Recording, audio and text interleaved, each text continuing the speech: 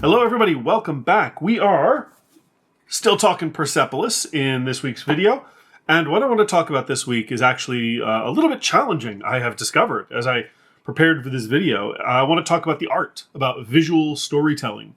And when I was reading about the book and about why Satrapi sort of approached it the way that she did, one of the things that really stood out to me is that when she was asked, well, why use comics? Why do this as a comic? Why not just write a regular prose memoir like everybody else? And Satrapi's response to that was, well, when you have the talent to write and draw, it seems a shame to choose only one. And that makes perfect sense.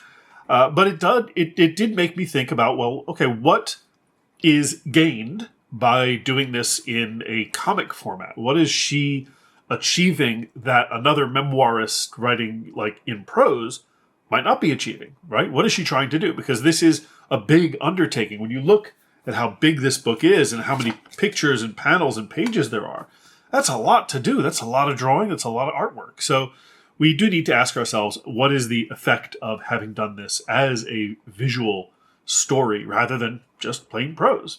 So that's kind of what I want to talk about today.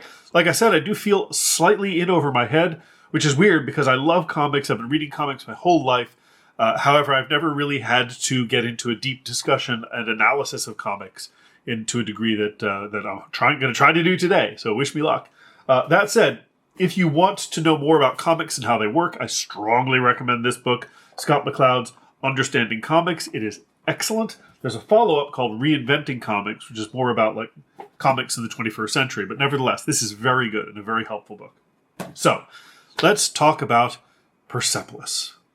So one of the things that you notice right away when you start reading the story is that it's all in black and white. It's very, very stark. And again, this is a clear choice that Satrapi has made. I'm sure she could have done this in color if she had wanted to. She could have done it in grayscale if she had wanted to. That is not what she wanted to do. She did it in stark black and white, no grays. And it was interesting in kind of reading up on this and seeing people's theories and understandings of why black and white. Something that kept coming up was the idea that the black and white emphasizes the stark realities of life in Iran. And that might be true. That might be true. It feels like too simple an explanation. It feels like somebody went, oh, black and white colors, black and white as a metaphor for two distinct, a binary choice of options. Oh, stark realities. I feel it feels simple. That said, that I'm not saying it doesn't work, because it does. The realities of life in Iran during her lifetime are difficult. That said, when I was doing research for this, you look up, for example, classical Iranian art uses a ton of color. Classical Persian art, I guess I should say, used a ton of color. We've got this wonderful miniature called Nighttime in a City by Mir Saeed Ali from Tabriz from the 16th century.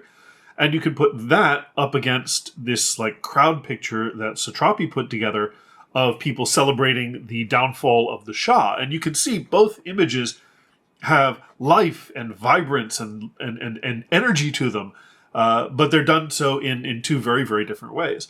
And so Satrapi's work is, in a sense, very, very modern, right? She's trying to use simpler techniques, I guess, and simpler resources in order to create maybe a stronger, more immediate image.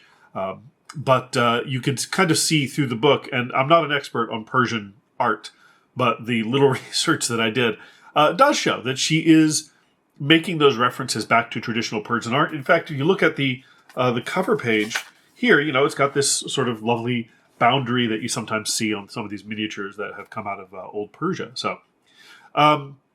So yeah, why was black and white the right choice for this book? So this is something, honestly, I'm still working on. I'm not a fan of the really simple, like, black is bad and war and conflict, and so a lot of conflict is in black, and white is good and pure and heroic, and therefore white. That doesn't sit well with me. I mean, sure, there might be examples where you might be able to pull that off and say, for example, this panel of her as a baby, right, where she says, I was born with religion, and it's a very sort of bright panel. So, okay, maybe that's really good. On the other hand, when we see these authority figures dressed in solid black with black backgrounds here arresting a woman, sure, they do look really kind of menacing. And she does tend to portray her authority figures as menacing sort of block characters. You can see in this panel where the men are going after women with bats, yelling, "It's a scarf or a beating." So yeah, I'm not saying that she does not necessarily make those associations, but to me that feels really simple, right? Black is bad, white is good. There we go. Now we're done. I feel like it's got to be more complicated than that. So let's hope that it is. One of the things that her style allows her to really do is add a lot of emotional intensity to a lot of scenes. We can see that here in this scene, which is the last panel of part 1, where Marjane is going off to Europe, to Austria, to study because it's just not good for her in Iran. And you can see her mother has passed out at the airport. Her father is holding her, and her father has this sort of darkness over his face, which really helps communicate the sorrow of their daughter being sent away.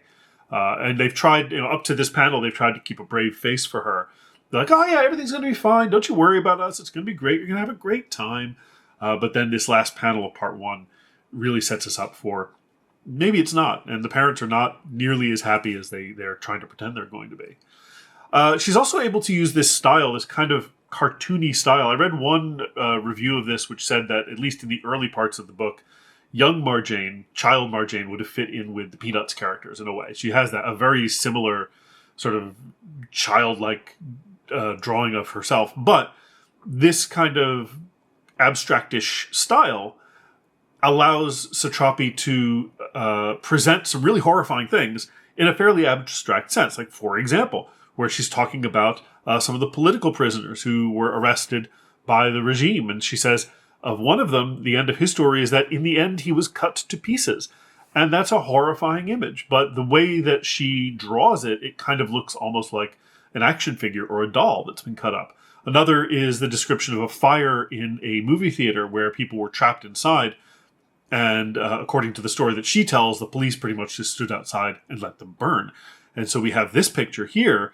In this panel, we see the people as flames going up in the fire, trying to reach the exit, unable to do so. So she is able to, throughout the book, in a lot of places, she's able to take really, really big, horrible ideas and kind of abstract them, kind of make them real artistic, make death and destruction and pain something that is a little unreal in a sense. And it kind of adds to the character of Marjane, the storyteller, in that she doesn't want to depict these things as they truly are. She wants to depict these things in a way that is maybe more symbolic, and maybe that is her way of kind of distancing herself a little bit from these awful moments that are happening. It also allows her style also allows her to keep a focus mainly on people. There's a lot of panels in the story that don't have detailed backgrounds, or in fact don't have any backgrounds at all. There's this panel here of her friends in Austria that she meets that are good friends of hers. There's a lot of moments in the book where we just see people with a solid white background or a solid black background.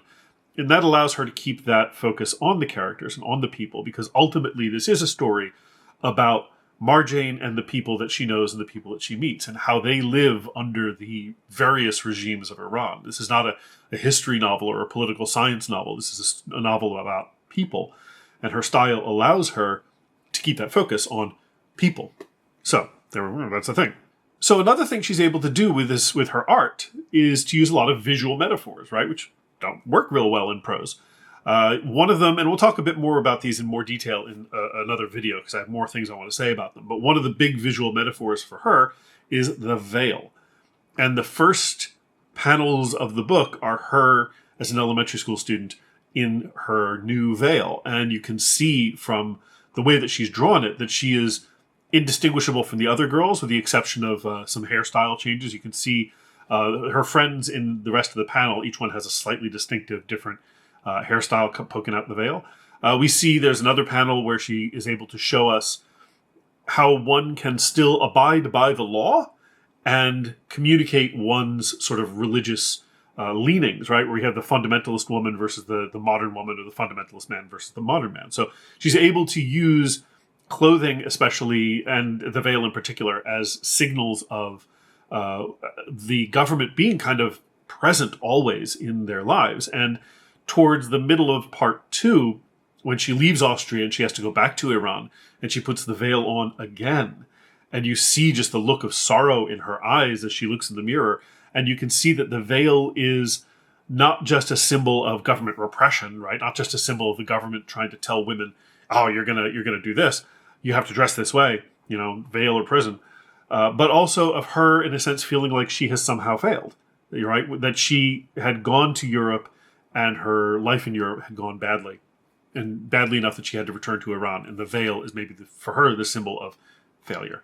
There's a lot of military imagery as well, because of course her life is surrounded by war. There was the overthrow of the Shah early on. There was the Iran-Iraq War. There is the Iranian Revolution. So there's going to be military imagery all throughout the book. We have pictures of military people, or military officials and officers arresting people. We have this wonderful panel of the Mujahideen going to fight against Iraq. But all throughout the book, we have military imagery. And so that kind of undercurrent, that motif of militarism, is always there whenever she's in Iran. It's not there when she's in Europe, but whenever she's in Iran, it's always somewhere. You can feel that sense that she has to watch her step, because there's always going to be some beardy guy with a gun ready to challenge her. Like even in this one sequence where she's just running to catch a bus, and she gets stopped by a couple of guys who are like, well, when you run, your butt looks a little, so yeah, this sense of an armed presence is there throughout, and that's something that she's able to definitely communicate through her art. So, again, why a graphic novel? There's a lot of reasons. Again, because she could is the best reason of all. But also, I think graphic novels, in a lot of ways, are able to communicate things a little easier to some audiences. They can make some fairly complex historical and political topics maybe more accessible to a wider audience. It can be more engaging for a lot of readers. For a lot of readers, it can be more sort of emotionally connective than, say, just prose on the page. Because, as I got from this, words on a page are the most abstract way of describing something or portraying something to an audience. Slightly less abstract is images, and you can all go all the way from smiley faces and emoticons all the way up to photorealistic, and Satrapi's work is somewhere in the middle. But nevertheless, if you're going to have an emotional impact on your reader, graphic novels, comics, are a really, really good way to do it. So what that tells me is that, in addition to because I can, I think it's because Satrapi really wanted to make sure that the readers of her book got what she was saying and understood what it was like to be a woman who's grown up under these oppressive regimes and these really, really awful times. So those are some of my thoughts on this as a graphic novel, as a work of comics. I think it is really effective. It really stands out. It reminds me in some ways of Mouse by Art Spiegelman, who also chose to do sort of a memoir in black and white graphic novel. Maybe we'll do that one day. I don't know. But it seems like, yeah, it's really allowed her to stand out in her field, to make her story one that is more prominent and definitely better appreciated maybe than the stories of a lot of other people of her time. So I think it was a very good choice of hers. I know it's been made into a movie, which I have not seen, but I think as a graphic novel, it really allows her, or a comic book, because I know she prefers that, the comic book. It really does allow her to communicate a lot to us in a very, very straightforward, direct manner that maybe prose would not have allowed her to do. So those are some of my thoughts on Persepolis as a comic. If you have thoughts on it as well, if maybe you are better educated in comic books and comic theory than I am, if you are Scott MacLeod, Mr. MacLeod, are you watching? You got to be watching. Come on. You're watching. But if you have any thoughts on this book as a comic, on comics as a medium, and why that's effective for this book, hey, throw them in the comments as well. I'd love to hear it from you. One of the things that I realized, like I said, in putting this particular video together is how much I really didn't know, even though I've been reading comics forever. Maybe I need to be a bit better at that. I think I might need to be a bit better at that. To be fair, superhero comics. But still.